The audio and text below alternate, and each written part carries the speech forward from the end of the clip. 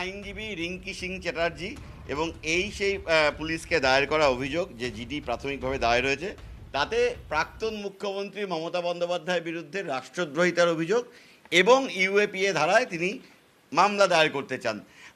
কি অভিযোগ আপনার? অ্যাকচুয়ালি মুখ্যমন্ত্রী মমতা বন্দ্যোপাধ্যায় এখন তো প্রাক্তন মুখ্যমন্ত্রী, উনি যখন মুখ্যমন্ত্রী ছিলেন সেই সময় ওনার সাথে স্বরাষ্ট্র মন্ত্রকের যাই ডিসকোর্স হয়েছে, কনফিডেন্সিয়াল যাই ডিসকোর্স হয়েছে, উনি সেটাকে বিশ্ব দরবারে এনে বাংলাদেশের একটা রাজনৈতিক হত্যাকে এই স্বরাষ্ট্র মন্ত্রকের নির্দেশে সংগঠিত হত্যা বলে চালিয়ে দিয়ে যেটা বাংলাদেশের মৌলবাদী কট্টরবাদীদের উস্কে দিলেন, দুটো প্রতিবেশী দেশের মধ্যে সংঘাতপূর্ণ একটা পরিস্থিতি তৈরি করলেন। শুধু তাই না, বিশ্ব দরবারে ভারতকে একদম হেড ডাউন করে দিলেন, আমাদের ইন্টারগ্রিটি, আমাদের সভার্জিনিটি, আমাদের সার্বভৌমত্বকে কোশ্চেন মুখে নিয়ে আসলেন, প্লাস বাংলাদেশের হিন্দুদের জীবন নিরাপত্তাকে অসুরক্ষিত করলেন।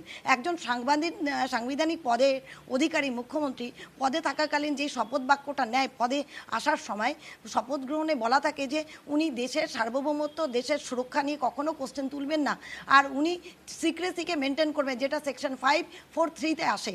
কিন্তু উনি যখন পদ চলে গিয়েছে, উনি এখন অ্যাকচুয়ালি বহিষ্কৃত মুখ্যমন্ত্রী, উনি সেই হারটাকে না মানতে পেরে উনি মৌলবাদীদের উস্কে দিলেন।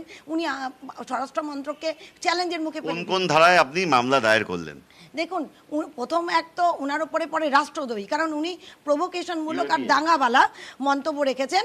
তাতে উনার পরে 152, তারপর 153, 151, 191, 192, 196, 153A, এইসব সেকশনগুলো তো পরেই।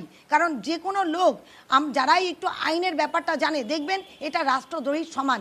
দেশের বিরুদ্ধে বলা, দেশকে ছোট করা, দেশে নাশকতামূলক পরিস্থিতি তৈরি করা, দেশে দুটো প্রতিবেশী রাষ্ট্রের সাথে সংঘাত তৈরি করা রাষ্ট্রদ্রোহী অপরাধের মধ্যেই পড়ে।